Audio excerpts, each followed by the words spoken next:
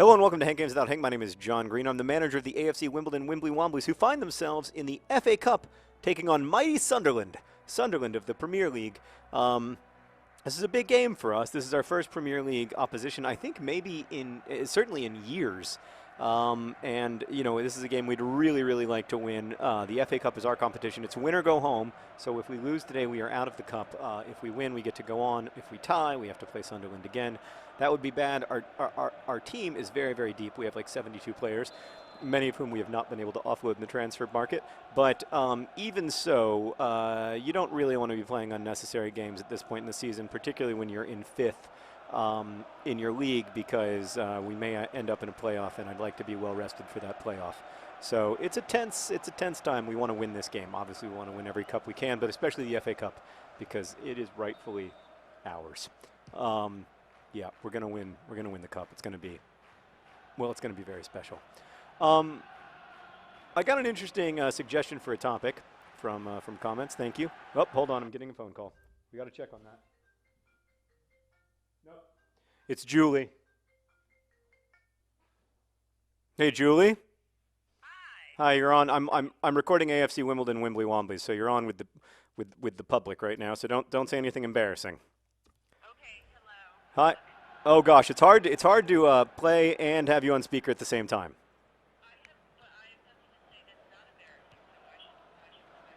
Oh really? Is it you have important but embarrassing news?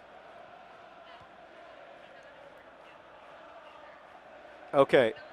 Is it about looking for Alaska, or is it about paper towns? You know, they just cast Margot.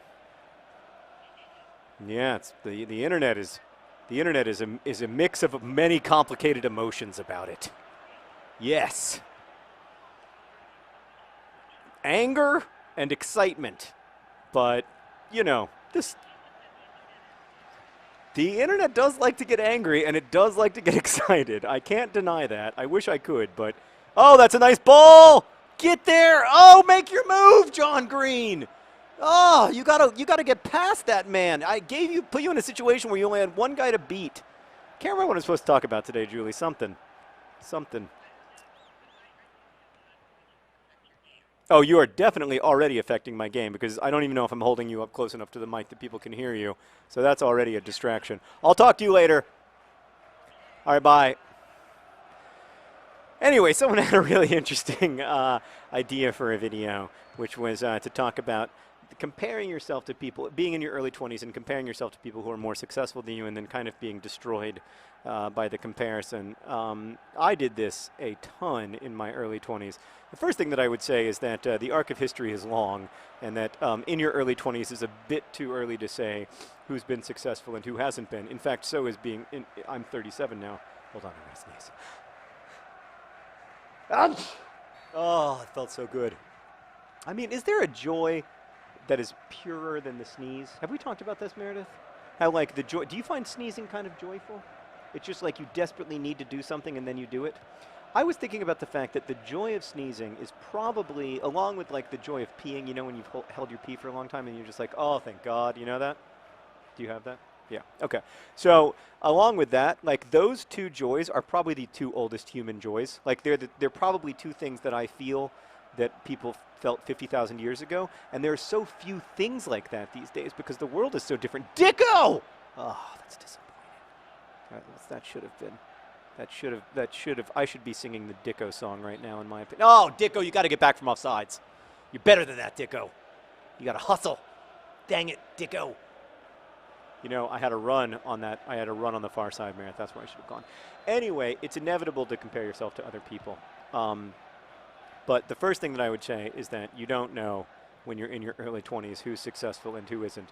The second thing I would say is that there are a lot of different kinds of success, and often the ones that are valued by the social order are not the most fulfilling ones. Like, for instance, we take a great, like, we really value professional success in the United States. Like, it's almost like it's the definition of real success. So, like, even if you have, I don't know, like 3 marriages before you're 30 and you're generally pretty miserable, like, as long as you're famous or wealthy or whatever, then, like, you are a success. And I just don't think that's true. Like, I think that it's super painful and difficult to, you know, to experience lots of personal miseries, and that no amount of professional joys can make up for it. And, like, That's the real stuff in life. The real. Oh God, you gotta score there, Dicko. I put you in an amazing position, Dicko. That's the real stuff of life, though. And so maybe you feel like, oh, other people are more successful at that stuff than I am. Well, again, life is long. Also, like, you are not actually living in competition with other people. Like, I really believe the race is you versus you. More specifically, the race is like current you versus future you, or past you versus current you. So the question for me is really like, am I doing interesting stuff? Am I doing it with people I care about? And if I'm not, like, what can I do toward that goal? Because it isn't really about what other people are doing or any success that they're experiencing. Because in a lot of cases, like, what they might find fulfilling or cool stuff with cool people, like, might not be cool at all to me. I remember being desperate to be in finance when I was younger. Like, I was living in Chicago, and all the people with like money and cars and nice apartments and everything worked in finance. And they worked really long hours and everything, and they obviously understood economics in a way that I didn't. But I just remember thinking, like, God, I wish I worked in finance, and like, it doesn't seem like it would be that hard. I bet I could figure most of it out, right? Of course I couldn't, like, I can't, I mean, you know, I never could have. But like, I think, like, I know how to talk to people. It seemed mostly like talking to me. I never really got into the weeds of the math and stuff.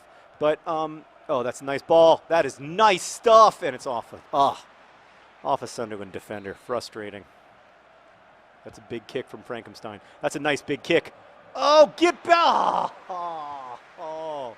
I think we all know the ball John Green puts out in the back of the net 10 times out of 10. Deeney, he's been struggling with his finishing lately, Meredith. You want to know why?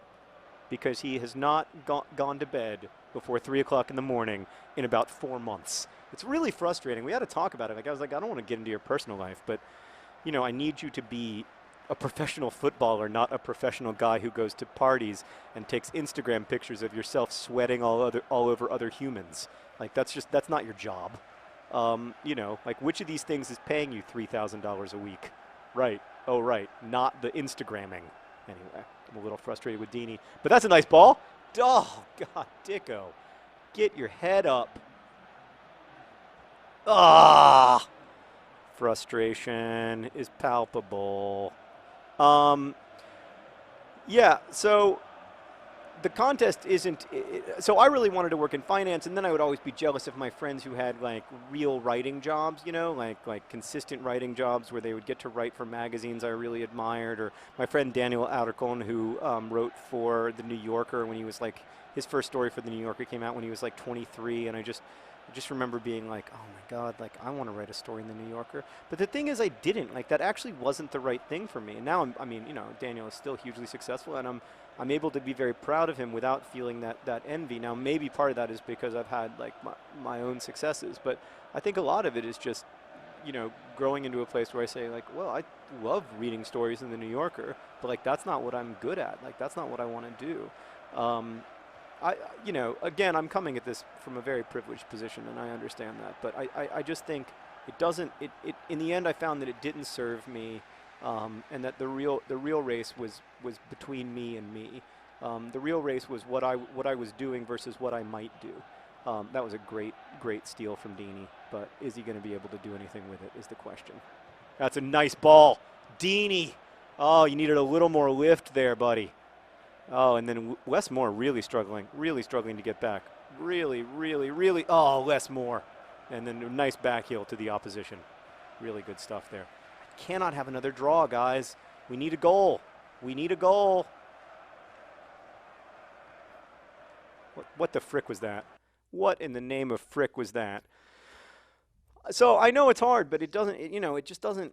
And I also know it's hard to say, like, oh, this doesn't do any good, so I'm going to stop feeling it. Like, there are things that don't do any good that I feel, you know, all day long, every day. So I don't think that's like a strategy that holds up very well to scrutiny. Like, how many times during a day do I say to myself, like, oh, it doesn't do any good to be, you know, obsessive about this, and then I go on obsessing over it because I don't feel like I have a choice. Like, it's very difficult to control your feelings. But I think the first step for me is always to try to get an intellectual hold on it. And like, intellectually, other people's success doesn't affect yours. And if anything, their success is good for you because they're people you know who are successful, which means that, you know, you You have connections to them that you might not have to most people, and that's going to be helpful to you in your career. So, yeah, that's what I would say. It's too early to worry. You don't know yet how it's going to work out. And, like, I don't know, my parents and my grandparents in their 90s were still playing this game of, like, who's still alive? Who, you know, that became the metric of success. Not dead, you know, or healthy or whatever. There's always going to be some new metric of success, and you don't know which of those races you're going to win and which you're going to lose. So I think it's just too early to be decided about that stuff. Oh, John Green! John Green! You've got to finish there, my friend. This is what I pay you to do. Oh, God! I thought that was it, Meredith.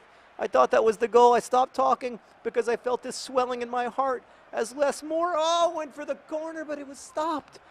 Oh, God, I'm anxious. He never does score. Sometimes he scores with his left, he scores with his right, but he never, you're right, he doesn't score. Come on, come on! That was good. No! Somebody get in there, where are you? What were you doing, H. Walter White? I've got a lot of names for that guy. I sometimes call him H. Walter White, but only in my head. But now I'm stressed out, so I'm saying it out loud. Come on, guys. We got to find a way to score. We got to win this game. We can win this game. This is a winnable. Score. Oh, John Green. Yes, you should be pounding the floor. I am also angry. I guess it's more of a ground than a floor. Sorry, was that too loud, Meredith? I am very frustrated. I'm very. Can we? What do I need to do? Do I need to go to attacking mode here in the 90th minute? Yeah, I'm going to ultra attacking. We really got to win this game. Oh, look at them trying to kill time. There we go. Thought maybe that was a glitch in the Matrix and we were just going to be stuck there forever. That's a great pass, John Green. Great thinking. Get in. Get in! Oh! Come on. There you go. There you go. Get it. What are you doing? Oh, you literally jumped over the ball. You jumped over the ball. It's not the. Look at the Golden Child. The Golden Child never gives up. Look at the Golden Child coming back, coming back, coming back. Oh, he didn't steal it. There he did. There he did. Yep. Yep. Yep. Yep. Yep. See him? See him? Ah! The Golden Child! The Golden Child! He's only 3 feet tall, but in the last minute, with a diving header, the 8-year-old Golden Child beats the keeper to the ball near post, and I love being alive! Oh. See, you can't measure your success against other people. You can only measure your success against past selves, and that's the Golden Child doing that. He wasn't thinking about, oh, Les Moore has more goals than me, or oh, Hell's Pels, they sing his name in a way they never sing my name, or Mose Vestergaard is younger than I am. All he was thinking was, I gotta get to that ball and score so my manager will cry. Oh, it's beautiful. Oh, what a time to be a human being. I am so glad to live in the age of FIFA. Thank you for watching. Best wishes.